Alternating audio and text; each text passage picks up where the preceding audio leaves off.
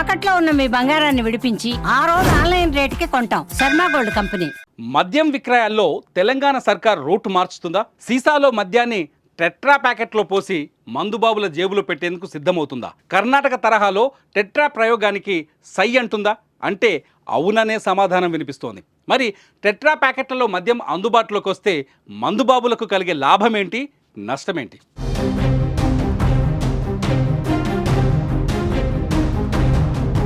తెలంగాణ ఖజానాకు లిక్కరే కిక్కు. అంచనాలకు మించి మద్యం అమ్మకాలతో రాష్ట్రం బాగానే ఆర్జిస్తోంది. ఇదే సమయంలో రాష్ట్రంలో కొత్తగా మద్యం విక్రయాలకు రంగం సిద్ధం చేస్తోంది ప్రభుత్వం. సీసాల్లో కాకుండా టెట్రా ప్యాకెట్లలో మద్యం అమ్మకాలకు ఆలోచన చేస్తోంది. ఫ్రూట్ జ్యూస్ తరహాలో మద్యం ప్యాకెట్లను 60 ml, 90 ml, 180 ml ప్యాకెట్లను అమ్మడానికి ఏర్పాట్లు జరుగుతున్నట్టు సమాచారం.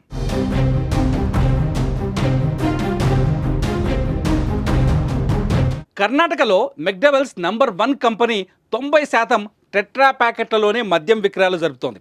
తెలంగాణలో కూడా అదే తరహాలో విక్రయాలు జరుపుతామని ప్రొహిబిషన్ అండ్ ఎక్సైజ్ శాఖ ఉన్నతాధికారులకు విజ్ఞప్తి చేశారు.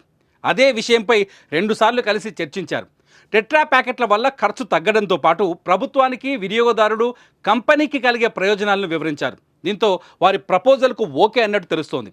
ముందుగా మహబూబ్నగర్ జిల్లాలో ఈ టెట్రా ప్యాకెట్లను విక్రయించాలని సూచిస్తున్నారు. వాటిపై ప్రజల్లో వచ్చే స్పందన తెలుసుకొని మిగిలిన ప్రాంతాల్లో కూడా అమలు చేసే అవకాశం ఉంది.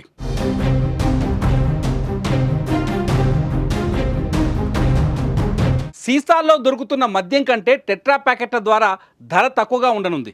ప్రస్తుతం క్వార్టర్ చీప్ లిక్కర్ 120గా ఉండగా టెట్రా ప్యాకెట్లో అది కేవలం 100 రూపాయలకే లభించే అవకాశం ఉంది. టెట్రా ప్యాకెట్లు జేబులో పెట్టుకొని తీసుకెళ్లే విధంగా ఉంటుందని మద్యం కంపెనీల ప్రతినిధులు చెబుతున్నారు. కానీ కల్తీకి ఎక్కువ అవకాశం ఉంటుందనే అభిప్రాయం వ్యక్తమవుతోంది.